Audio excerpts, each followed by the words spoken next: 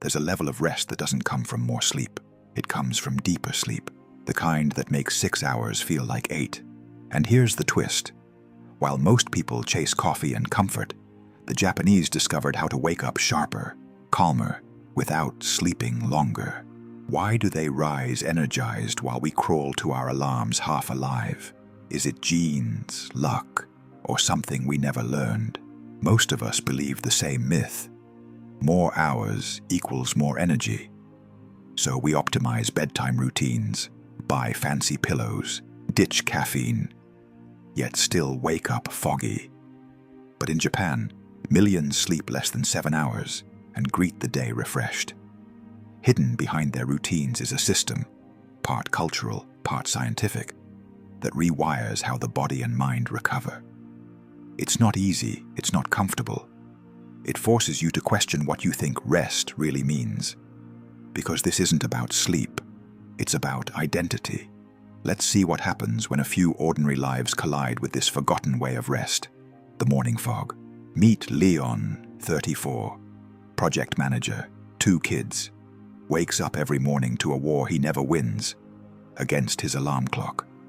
7 hours in bed, yet he feels like he ran a marathon in his dreams.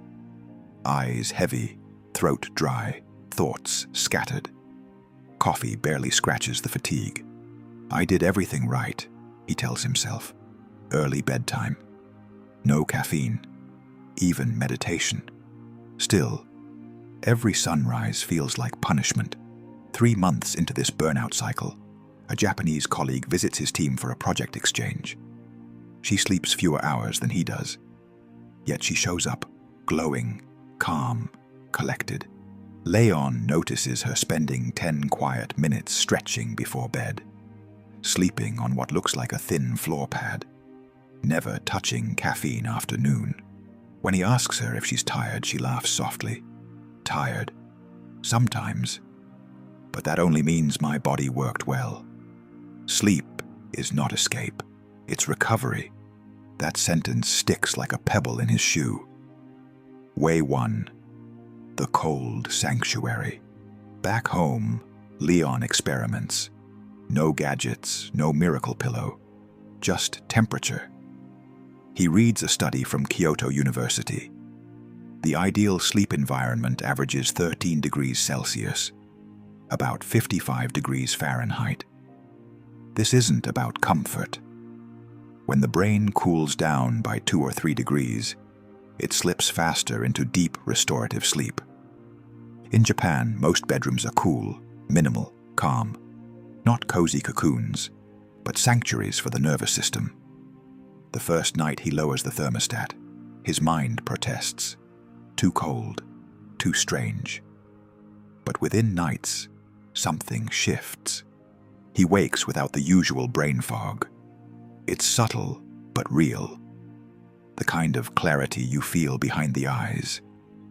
It wasn't more time asleep. It was better time asleep. Sleep, he realizes, isn't measured in hours. It's measured in recovery. Way 2. The hard bed lesson. Next, he challenges another Western illusion. Softness equals comfort. In Japan, most sleep on firm futons laid out on tatami mats. To outsiders, it looks Spartan, almost punishing. But biomechanics tells a different story. A firm surface keeps the spine aligned and muscles relaxed through the night. Soft mattresses, in contrast, encourage microtension and shallow rest. Leon swaps his plush bed for a firm sleeping pad. The first nights are rough, body aching in protest. 2 weeks later, he notices no back stiffness, no shoulder tension. Sleep feels solid. He wakes up less during the night. His wife jokes, "So the secret was sleeping like a samurai." Maybe it was. The old comfort was false comfort, and letting it go was a quiet revolution. Way 3. The ritual of heat and silence. Meanwhile, in Osaka, a woman named Yumi ends each night with a ritual older than her grandmother, the ofuro. A hot bath at 40 degrees Celsius, 104 degrees Fahrenheit. The paradox: heating the skin helps the core temperature drop. That drop signals the brain to begin deep sleep cycles. Science agrees. It's the fastest natural sedative we know. After the bath, her home stays cool and quiet. No screens, no noise, just stillness. Yumi compares it to ending the day inside a temple. Her body cools as her mind empties. By midnight, she's already in another world. Noise kills sleep long before noise wakes you, she says. And silence has a temperature too. Way 4. The culture of fatigue. In Tokyo, being tired carries a strange honor. People nap in subway stations, during meetings, even in public parks. It's called inemuri, sleeping while present. It's not laziness, it's proof of dedication. Westerners hide fatigue behind caffeine and bright smiles. To them, tiredness is failure. In Japan, it's feedback. Leon remembers the words of his colleague and feels the difference. He used to fight his tiredness, shame it away. Now he treats it as a signpost. He listens. Sometimes he closes his eyes for 15 minutes at his desk. No guilt, no apology. Oddly, his productivity rises. There's freedom in respecting limits. The body stops screaming when it knows you'll listen. Way 5. The art of the 20-minute rebirth. Not everyone in Japan sleeps long hours, but many master recovery. The science of the power nap is precise, around 20 minutes, enough to refresh brain function without sliding into deep sleep. Samurai once called these intervals micro-deaths. Die briefly, return stronger. Leon adopts a similar rhythm.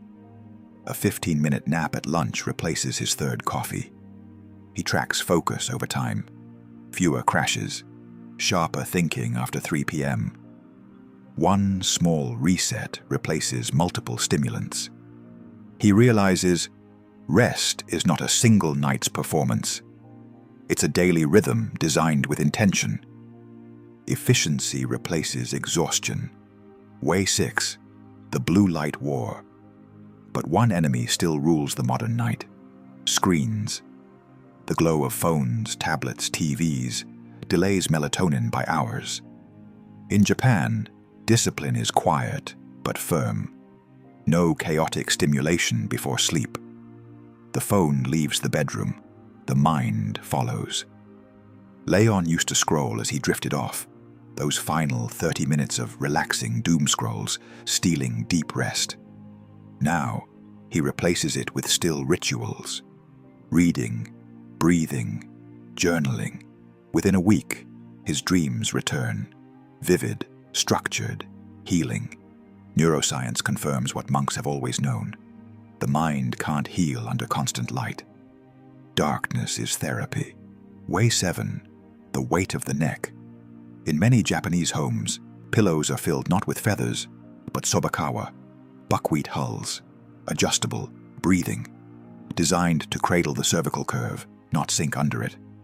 To outsiders, that might sound irrelevant. But the neck controls blood flow and airway alignment.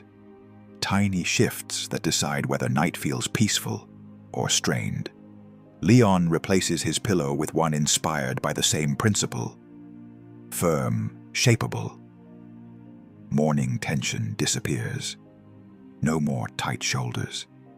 His sleep debt drops without changing bedtime. Small adjustment, massive dividend. For the first time in years, he wakes up not to fight the day, but to meet it. The identity turn. 9 months after starting this quiet experiment, Leon's average sleep time, 6 hours, 40 minutes. But the difference? He wakes up awake. The coffee pot stays cold. Mornings turn into clarity rituals. Stretch, shower, silence. He works in rhythm, not resistance. Friends ask what supplement he's taking. He laughs. I just stopped trying to sleep more. I started sleeping better. The truth hits hard. Quality replaces quantity. The Japanese didn't outwork the world. They outrested it. Not by indulgence, but through respect for recovery as discipline. Challenge. Maybe you're like Leon, doing everything right, but still waking up tired. Ask yourself, do you rest or do you just collapse? This journey requires no miracle product, only awareness. Pick one microscopic habit that restores you and guard it for 14 days.